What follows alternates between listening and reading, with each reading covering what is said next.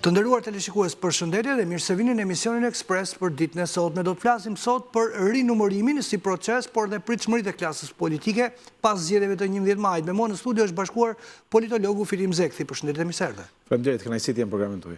Faleminderit që pranoi ftesën, po si e shikoni procesin e rinumërimit deri tani në raport me pritshmëritë që kishin partitë, po edhe me rezultatet që po prodhon? Shiko, po shkon, si më thënë, si që priti për ata që e kishin parashikuar më herët mënyrën si funksionojnë zgjedhjet dhe si funksionon numërimi në Shqipëri. Pra, nuk ka si gjë të re. Partitë janë të zgënjura, besoj, sepse kanë pritur një gjë tjetër.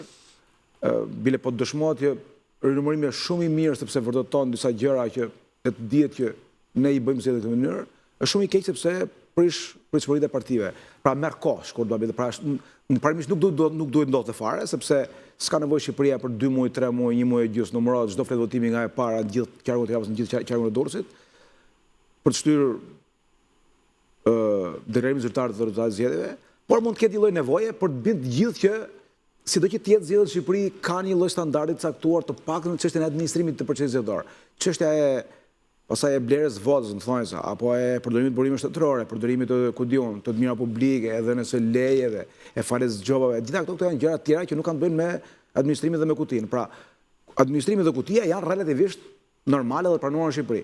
Thash tjerë, domethënë, kjo po vërtetohet për ditë. Kështu që kjo është gjë e mirë. Gjëja e keqe është kjo tjetra që na merr shumë kohë, shumë energji, shumë e shpenzuar, duke numëruar çdo flet nga e para. Këto gjëra nuk ndodhin, domethënë duket sikur është bërë thjesht për të bërë qefin të gjitha palëve dhe për të mos lënë asnjë shtek më pas. Edhe në një farë mënyrë po, domethënë, shiko, unë mendoj që Partia Demokratike nuk kishte interes ta bënte këtë gjë, por pati një lloj presioni nga kandidatët dhe Partia Demokratike e kapur në atë vorbullën e madhe probleme të mëdha zgjedhjeve që janë llogaria, përgjegjësia, humbja e madhe, edhe nuk donte të krijonte fraktura apo krizë të tjera, kështu që tha, hajde le të rinumërohen. Por nuk do donte sepse e ka ditur, lidership Partisë Demokratike e ka ditur që në kuti do ndodhi kjo që po ndodh, në kuti është kjo që është. Kjo nuk ka si lloj dyshimi.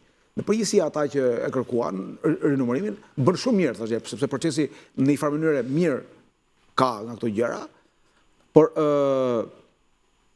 partitë kanë ditur, edhe Partia e Shtetit, edhe nuk është se e kanë dashur. Bile Rama vetë në një farë mënyrë dekurajoi sepse thonë që nuk ka kuptim, se sido që të jetë procesi i gjatë, jo ti morë një vot mund, morë një vot ty, pa ndryshuar në mënyrë substanciale të gjithën, por duke futur të sherrë e breqë, nuk e donte askush.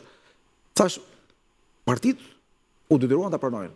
Komisioni i apelimit Kasi do zbatonte normën ligjore, zyrtare, pra gërmën, edhe thalë të bëhen. Shiko, e thënë ndryshe, është një proces i kodër, është i gjërim bësh. Por është fakti që thjesht konfirmon disa gjëra që ne kemi zgjedhje fare standardi. Ne këtë kuptim bijmë gjithë dakord që do duhet kishte nisur nga tjetër analiza të paktën tek humbësit. Shiko, unë me këtë punë analiza, domethënë që jemi korrekt bashkë, domethënë nuk ka vend në botë demokratik ku partia thotë të bëjmë një analizë. Zgjedhjet humben e ka një mënyrë se si veprohet. Jemi të sinqertë. Që ose humben zgjedhjet, kuptohet që përgjegjësia nuk mund të numërohet tani nga komisionerët, nga grup seksionet, nga seksionet, nga degët e godion. është si puna i neshe futbolli, kur ekipi dështon, trajneri është përgjegjësi. Domethënë, kjo nuk është shpikja jona, nuk është filozofia jona. Nuk duan ta bëjnë analizën, le të mos e bëjnë, është punë e tyre. Por ama përgjegjësinë duhet ta mbajnë. Ama parimi kështu funksionon Noli. Pra, domethënë çfarë do të them? Sigurisht që leadershipi do duhet të bëjë një analizë, po unë dëgjoj jam ku në analizë në kuptimin që thonë bëjmë analizë deg për deg, bëjmë analizë seksion për seksion. Çdo të analizë në një seksion Divjak apo një seksion në Elbasan apo një seksion në Kukës. Kjo s'ka kuptim. Analiza është politike. Edhe matet përgjithshmëria ka kandidat për kryeministër, matet gjuha që u përdor, mënyra se u bë fushata, ekipi si u zgjodh, edhe thuhet që a janë këto fituese, a janë këto përgjegjësi e jona si leadership që e ndërtuam kështu fushatën, edhe mbahet përgjegjësia kaq. Unë ditë them të gjë që opozita shqiptare është në një krizë të pashembullt, do vazhdojë në këtë gjendje. Për mua është po themi jo politike më atë opozita. Në fakt opozita është e depolitizuar, por fat keq është depolitizuar dhe qeveria. Kur them depolitizuar kam parasysh faktin që ajo hyn në zgjedhje, e di që do të humbë dhe nuk marr përgjegjësi për humbjen në zgjedhje. Partia Socialiste hyn në zgjedhje, i fiton dhe nuk kap se t'japi llogari fare sepse ka të sigurt që do të fitojë zgjedhjet. Në këtë kuptim kur edhe A-ja edhe B-ja, pra edhe pozita edhe opozita, nuk nëshojnë dot, nuk kanë asnjë mundësi të nëshojnë dot pozicionet e tyre. Pra, PD-ja nuk fiton dot dhe PS-ja nuk humb dot, atëherë të dyja janë të depolitizuara sepse nuk japin më llogari përpara trupave të tyre votuese. Po çfarë do të ndodhë, se duket si një ushtrim pa rezultat? Shiko, kjo është situatë pothuajse absurde, është një lloj paradoksi politik që mund të ndodhë vendet si ne, ju ndodh vendet si ne, ka dhe vendet tjera në botë që kanë këtë situatë, Serbia është në këtë situatë, nuk kemi vetëm ne, ka dhe në Afrikë sa dush, në Amerikë të Jugut gjën, pra vi situatat të tilla. Madje ka politologë të njohur, ka profesorë filozofie si Pierre Manot apo tjerë që thonë që këto gjëra mund ndodhen edhe tek në vend në perëndim. Për shembull, ta them, partia Le Pen nuk fiton dot kurrëzia në Francë, edhe një parti si partia Macron nuk mund të humbë kurrëzia në Francë. Pra, janë fenomene që mund të ndodhin. Në Francë ndodhin për arsye ideologjike, sepse ka çështje francezët nuk pranojnë dot kurrë një ideologji se Le Pen të jetë fituese, ajo ka fuqinë vet, por jo fituese. Në Shqipëri nuk është për arsye ideologjike, është për arsye të tjera. Pra, klasa politike shqiptare është zhytur në një batakë që nuk pranon dot konsumimin e vet, nuk pranon dot faktin që ka marrë koha e saj, kërkon të rrijë me forcë për qëllime të caktuara që nuk janë politike dhe për këtë arsye jemi në këtë pikë, pra depolitizohet klasa politike. Kështu që nuk mund të bëj analizë, nuk i kërkohet, unë mendoj që as nuk i duhet kërkuar. Mendoj që nuk i le të rrijë. Po mirë, atëherë në analizë nuk i kërkojmë dot, po a duhet të heshtet paktën në këtë moment Berisha me justifikime apo me akuza që njollosin procesin, për shembull, në rastin e Elbasanit, po e marrë si shembull, ja vë mafjas, ja vë numrin e votave qerqeve të caktuara, se dhe nuk e shet e vetja pse i humbi. Unë shoh një humbje interesi edhe nga shoqëria, edhe nga publiku, edhe nga media për të marrë më me këto gjëra. Ose gjuha që përdor klasa politike është shumë larg asaj që është ajo që mendon klasa shoqërore shqiptare. Pra akuzat e stor më dha, apo lëvdat e sër më dha që bën kryeministri, pra arritjet e mëdha që bën, për dyja palët janë një gjuhë që nuk ka pikë takimi fare me shoqërinë shqiptare. Dhe shoqëria shqiptare është gati indiferente, edhe ndaj gjuhës kryeministrit, edhe ndaj gjuhës së kryetarit. Po dikush voton në fund atje. Njerëzit votojnë dhe votojnë. Edhe u shpreh ajo, u shpreh në votim. Pra ajo lloj diferencë e thellë, këtë tregon të gjë tjetër, që njerëzit nuk është se shkuan me entuziazëm për të votuar qeverinë. Qeveria nuk ka në rritje. Qeveria është aty ku ka qenë. Qeveria ka mobilizuar gjithë shtetin, gjithë administratorët, gjithë resurset, kanë nxjerrë çdo votë të vetën, po e kanë nxjerrë çdo votë të vetën në kushtet kur në krau tjetër nuk prodhoi shpresë, sepse nëse ti prodhon një lloj, po themi shpresë, njerëzit do vinë këty. Nuk mund të pengohen dot njerëzit me forma autokratike. Në vitin 1991 ne kishim qeveri autokratike, shumë autokratike, qeverisë njerëz në kufi, por nuk mund të pengosh njerëz votonin kundër Armizalisë. Apo në Hudyshin voton masivisht. Do të them që dalja nga politika në kuptimin që sapo diskutuam bashkë, e klasës politike shqiptare, pra e Partisë Socialiste dhe e Partisë Demokratike, ka prodhuar një situatë ku njerëzit janë komplet të interesuar, sa thonë, kjo punë kështu është. Edhe për arsyen se nuk kanë besim tek ta më të vegjëlit e rinj, pavarësisht se i quajnë të vegjël. Shikoj, të vegjëlit e ri, padyshim ata kanë problemet e tyre, meriton të analizohet ajo gjendja e tyre, por duhet të them diçka tjetër. Sistemi politik shqiptar është dy partijak. Kur themi dy partijak, dy partitë më dha, ka 35 vite që alternon njëra tjetrën. E para, e dyta, Shqipëria është vetëm një vend në Europë, nuk them botë, në Europë pak, në Europën lindore po edhe në Europën perëndimore, që ka dy parti shumë të mëdha, me parashtim të Anglisë. Po të Anglia po atje po formohet sistemi dy partijak. Pra, dy parti shumë të mëdha prej 35 vitesh, të cilat kanë në krye po pothuajse të njëjtin leadership. I njëjti leadership do thotë e njëjta trup drejtuese. E njëjta frym, e njëjta logjik, e njëjti narracion i leadershipit. Po të njëjta skuadër, sa ata vendosin në skuadrat. Bukuri. Tani këto kanë ndruar njëra tjetrën, këto dyja. Mirë po, vjen një moment që bëhet si puna një icebergu. Këto dyja janë pjesa e dukshme e icebergut, që ndorron njëra tjetrën, poshtë gjithë masa e madhe cila është biznesi, interesat ekonomike, interesa geopolitike, media, pra këto dy parti kanë të përbashkët bazën ekonomike, bazën mediale, edhe gati edhe mënyrën si menon shoqëria. Shoqëria tani mendon që këto dy partitë të mëdha, sepse i thonë 35 vite që rrin të dyja, edhe janë shumë të mëdha si parti, nuk është se është njëra 28, njëra 32. Po jemi edhe pragmatistë si popull, që shohim interesin. Nuk e besoj, shikoj, njerëzit noli kapen në çark, si më thon. Njerëzit ka detyrim përcaktim thonë ju. Po në një farë mënyrë po, sepse nëse mendësia e gjithë medias, e gjithë asaj që prodhon politika sipër, thotë që këto është dy partitizëm, këto dyja dhe s'ka, atëherë njerëzit pastaj ligjet e dorë bëhen në funksion të këtyre dyja apo jo. Dhe shumë ligje të tjera. Pra dhe s'ka gjë të keqe antiligjore në kuptimin që në përputhje me ligjin, po kjo e bën sistemin të mbyllur dhe nuk i lejon partitë e vogla të kenë më shumë mundësi për të marrë pjesë edhe për të përfaqësuar. Po me dëshirë këto dy të mëdha nuk kanë për të thënë. Jam dakord. Si lën dot s'ka shpresë si të lën terren. Ne po bëjmë një analizë, ne nuk po themi që kjo është gjë e paligjshme, është gjë antikështu. Jo, të kesh sistem dypartijak nuk është gjë antikështuese. Por një sistem dypartijak tamam fare. Mund ta ketë një vend i ka sistem zgjedhor magjoritar me një round. Sepse një sistem majoritar me një raund do kesh se zbën sistem dypartijak, por një sistem proporcional. Ti nuk mund të kesh sistem me dy parti. E di pse? Të gjitha vendet e botës që kanë sisteme zgjedhore proporcionale, kanë sisteme shumë partijake, sepse vetë natyra e sistemit proporcional i krijon mundësi partitë të vogla që të përfaqësohen. Po jo i parti me deputet. 10 parti, njëra 7, njëra 3, njëra 5, dhe partia më e madhe është me 22-23%. Shikoni, në Gjermani, partia e Merzit, që Gjermania nuk e ka eksaktësisht proporcional rajonal, e ka disi përzier. Por ama ajo merr 28%, 26%, Meloni në Itali 26%.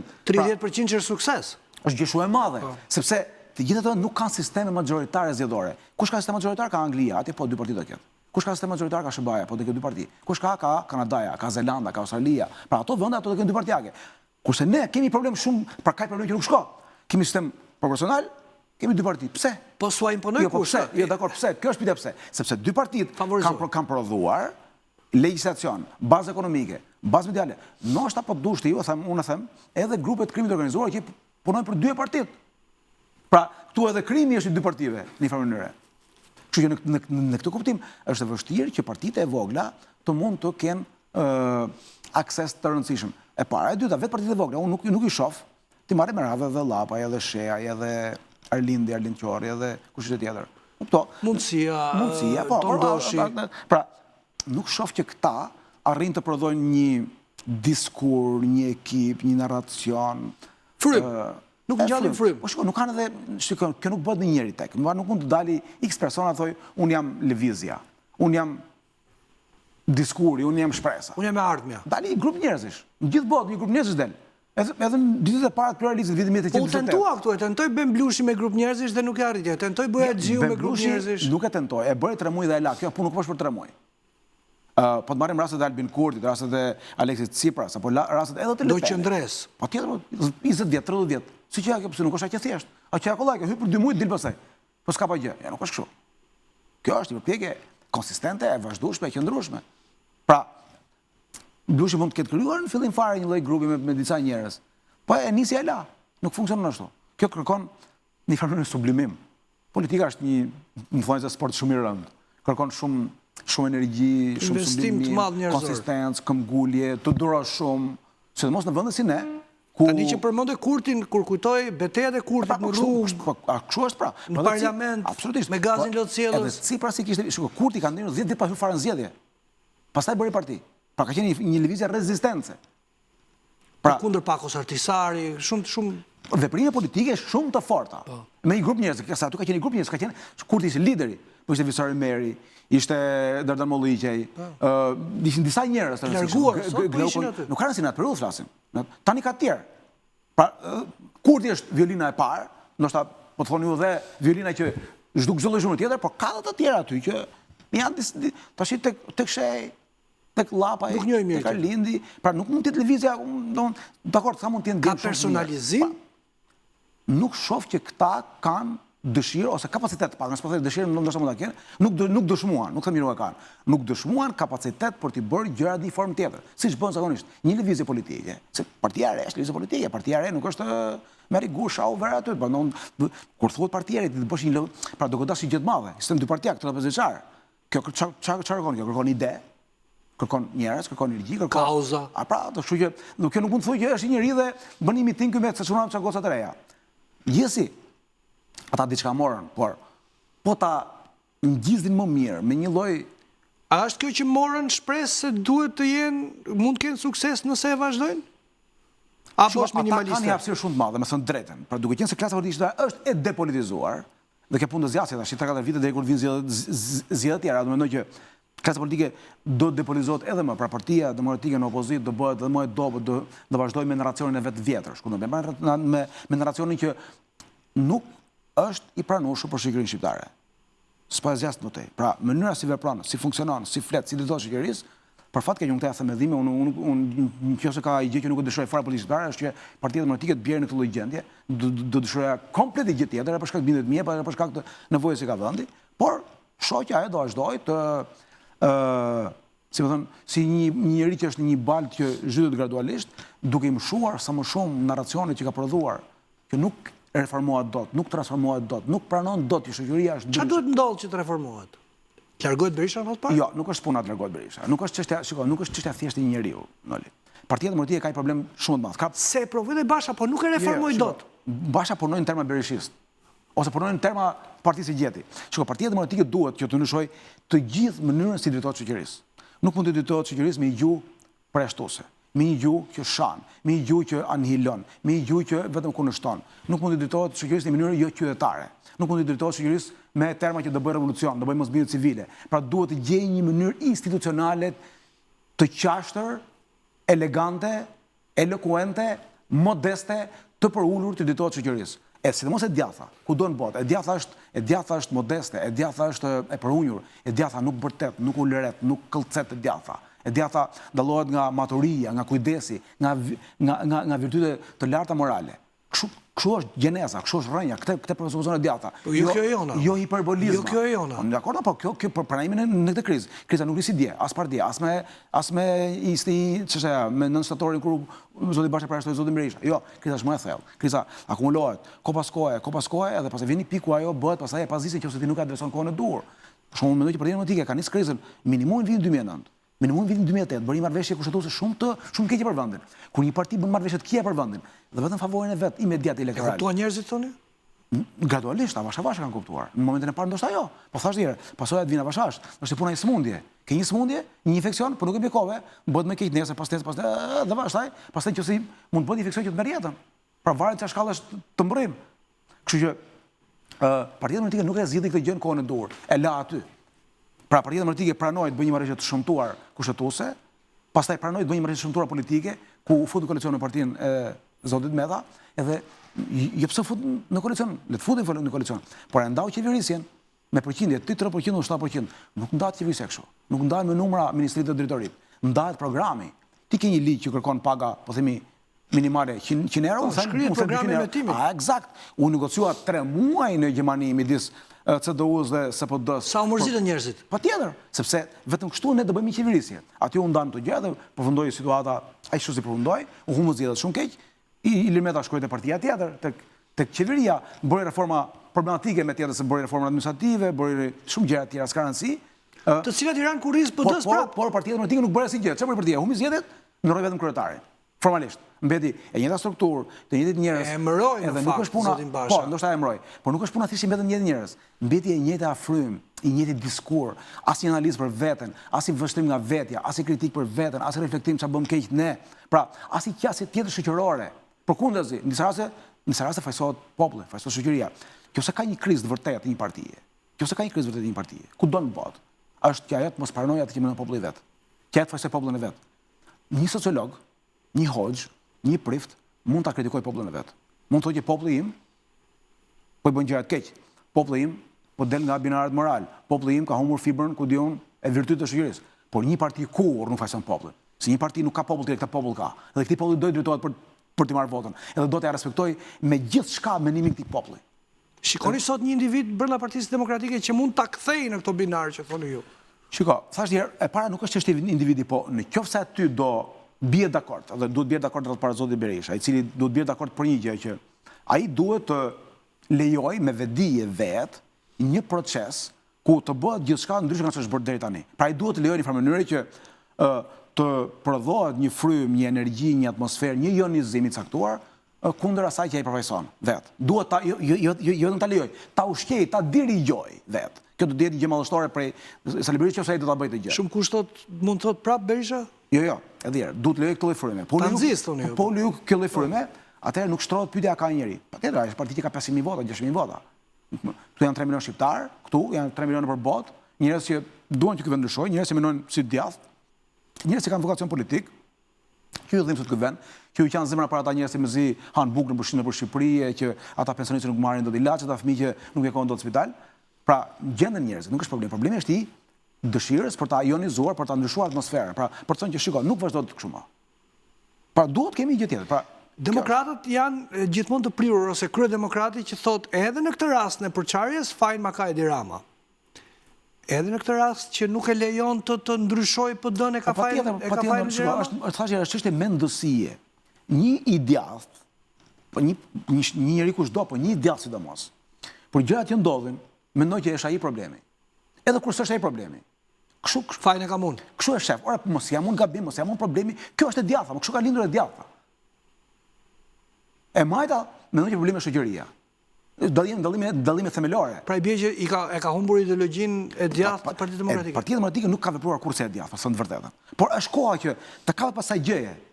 Po veproj si e djathtë, gjëja parë të bëj këtë gjë. Ore, mos jam unë problemi, çuat. E djatha mendojnë që Zoti ekziston. E djatha mendojnë që mësimet ne i marrim nga mësimet e Zotit.